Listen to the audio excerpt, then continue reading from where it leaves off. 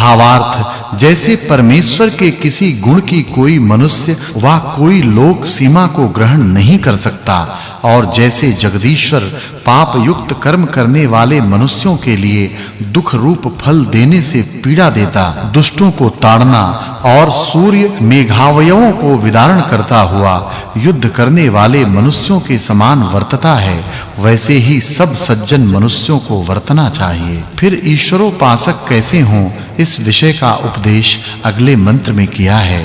भावार्थ जो एक परमेश्वर की उपासना विद्या को ग्रहण और शत्रुओं को ताड़ विजय को प्राप्त कर प्रजा को निरंतर आनंदित करते हैं वे ही धार्मिक विद्वान सुखी रहते हैं। इस सुक्त में विद्वान बिजली आदि अग्नि और ईश्वर के गुणों का वर्णन होने से इस सुक्तार्थ की पूर्व सुक्तार्थ के साथ संगति जाननी चाहिए। यह 52वां सुक्त और 14वां सर्ग समाप्त हुआ। अब 53वें सुक्त का आरंभ है। उसके पहले मंत्र में धर्म को विचार कर क्या करना चाहिए इस विषय का उपदेश किया है। भावार्थ इस मंत्र में उपमा अलंकार है। मनुष्य को जैसे निद्रा में स्थित हुए मनुष्य आराम को प्राप्त होते हैं वैसे सर्वदा विद्या और उत्तम शिक्षाओं से संस्कार की हुई वाणी को स्वीकार प्रशंसनीय कर्म को सेवन और निंदा को दूर कर स्तुति का प्रकाश करने के लिए प्रयत्न करना चाहिए। अब अगले मंत्र में विद्वानों के गुणों का उपदेश किया है। भावार्थ इस मंत्र में वाचक् लुप्तोपमा अलंकार है। परमेश्वर के तुल्य धार्मिक विद्वान के बिना किसी के लिए सब पदार्थ व सब सुखों को देने वाला कोई नहीं है परंतु जो निश्चय करके सबके मित्र शिक्षाओं को प्राप्त किए हुए मनुष्य हैं वे ही इन सब सुखों को प्राप्त होते हैं आलसी मनुष्य नहीं। फिर वह कैसा है यह विषय अगले मंत्र में कहा है। भावार्थ मनुष्यों को निश्चय ही परमेश्वर व विद्वान मनुष्य के संग के बिना सब कामनाओं की पूर्ति करना संभव नहीं है। इससे इसी की उपासना व विद्वान मनुष्य का सत्संग करके इष्ट सिद्धि को संपादन करना चाहिए। भावार्थ जो सभाध्यक्ष सब प्रकार की दरिद्रता को नष्ट कर शत्रुओं पर विजय प्राप्त कर विद्याओं की शिक्षा कर हम लोगों को सुखी करता है वह सब मनुष्यों को सेवन करना चाहिए। इसके सहाय के बिना कोई भी मनुष्य व्यावहारिक और परमार्थ विषयक आनंद को प्राप्त नहीं हो सकता।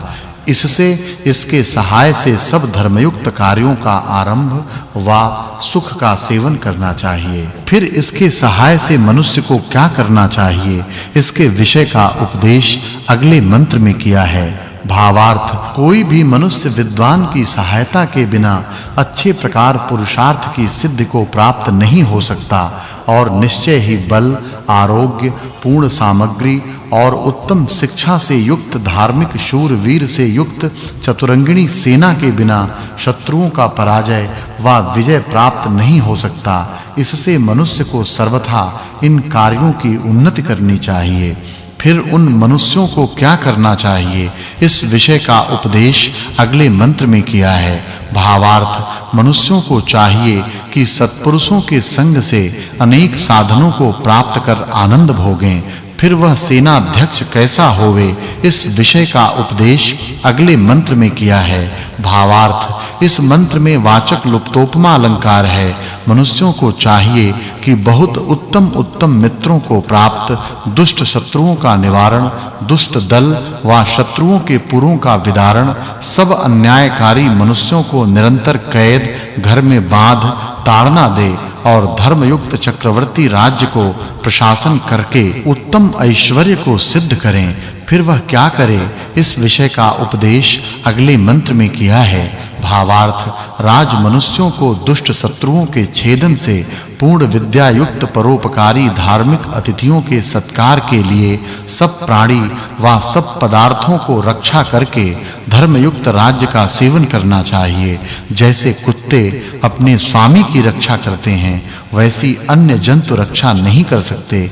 इससे इन कुत्तों को सिखाकर इनकी रक्षा करनी चाहिए। भावार्थ इस मंत्र में वाचक् लुप्तोपमा अलंकार है। है। चक्रवर्ती राजा को मांडलिक व महामांडलिक राजा, भृत्य, गृहस्थ व विरक्तों को प्रसन्न और शरणागत आए हुए मनुष्यों की रक्षा करके धर्मयुक्त सार्वभौम राज्य का यथावत पालन करना चाहिए। और 10 आदि से लेके सब संख्यावाची शब्द उपलक्षण के लिए हैं। इससे राजपुरुषों को योग्य है कि सबकी यथावत रक्षा व दुष्टों को दंड देवें। फिर वह कैसा है, इस विषय का उपदेश अगले मंत्र में किया है। भावार्थ, राजपुरुषों को योग्य है कि शत्रुओं को निवारण कर सबकी रक्षा करके सर्वथा उनको सुखयुक्त करें तथा ये निश्चय करके राजोन्नति रूप लक्ष्मी से सदा युक्त रहें और विद्याशाला अध्यक्ष उत्तम शिक्षा से सब विद्वानों को शस्त्रास्त्र विद्या में कुशल निपुण संपन्न करके इनसे प्रजा की निरंतर रक्षा करें। फिर ये लोग परस्पर कैसे वर्तें, इस विषय का उपदेश अगले मंत्र में किया है। भावार्थ, सब मनुष्यों को परस्पर निश्चित मैत्री, सब स्त्री पुरुषों को उत्तम विद्या युक्त जितेंद्रियता आदि गुणों को ग्रहण कर और करा के पूर्ण आयु का भोग करना चाहिए। इस सुक्त में विद्वान सभाध्यक्ष तथा प्रजा के पुरुषों को परस्पर प्रीति से वर्तमान रहकर सुखों को प्राप्त करना कहा है। इसे इस सुक्तार्थ की पूर्व सुक्तार्थ के साथ संगति जाननी चाहिए।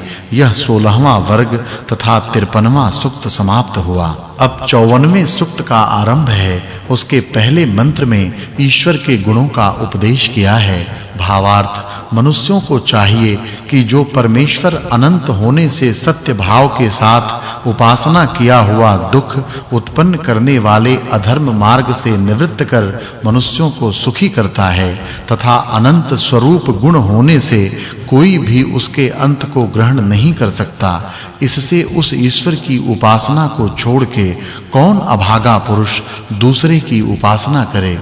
फिर वह कैसा है, इस विषय का उपदेश अगले मंत्र में किया है। भावार्थ, जो गुणों की अधिकता होने से सार्वभौम सभाध्यक्ष धर्म से सबको शिक्षा देकर धर्म के नियमों में स्थापन करता है, उसी का सब मनुष्यों को सेवन व आश्रय करना चाहिए। फिर वह सभाध्यक्ष कैसा है, इस विषय का उपदेश अगले मंत्र में किया है। भावार्थ, मनुष्यों को अपना राज्य ईश्वर द्वारा इष्ट सभाध्यक्ष द्वारा प्रशासित एक मनुष्य के रूप में राजा के प्रशासन से रहित राज्य के रूप में संपादन करना चाहिए, जिससे कभी दुख, अन्याय, आलस्य, अज्ञान और शत्रुओं के परस्पर विरोध से प्रजा पीड़ित नहीं होवे। फिर वह सभाध्यक्ष कैसा होवे, इस विषय का उपदेश अगले मंत्र में किया है। भावार्थ, इस मंत्र में वाचक् लुप्तोपमा अलंकार है। जैसे जगदीश्वर पाप कर्म करने वाले मनुष्यों के लिए अपने-अपने पाप के अनुसार दुख के फलों को देकर यथा योग्य पीड़ा देता है, इसी प्रकार सभाध्यक्ष को चाहिए कि शस्त्रों और अस्त्रों की शिक्षा से धार्मिक शूरवीर पुरुषों की सेना को सिद्ध और दुष्ट कर्म करने वाले मनुष्यों का निवारण करके धर्मयुक्त प्रजा का निरंतर पालन करे। भावार्थ, इस मंत्र में वाचक् लुप्तोपमा अलंकार है। जैसे परमेश्वर अपने अनादि विज्ञान युक्त न्याय से सबको शिक्षा देता और काट-काट कर गिराता है, वैसे ही सभापति आदि धर्म से सबको शिक्षा देवें और शत्रुओं को नष्ट भ्रष्ट करें। भावार्थ, मनुष्यों को योग्य है कि जो राज्य की रक्षा करने में समर्थ न होवे, उसको राजा कभी न बनावे। फिर उस सभाध्यक्ष को क्या करना चाहिए, इस विषय का उपदेश अगले मंत्र में किया है। भावार्थ, इस मंत्र में वाचक् लुप्तोपमा अलंकार है। कोई भी मनुष्य उत्तम विद्या, विनय, न्याय और वीर पुरुषों की सेना के ग्रहण व अनुष्ठान के बिना राज्य पर शासन करने, शत्रुओं को जीतने और सुखों को प्राप्त करने में समर्थ नहीं हो सकता।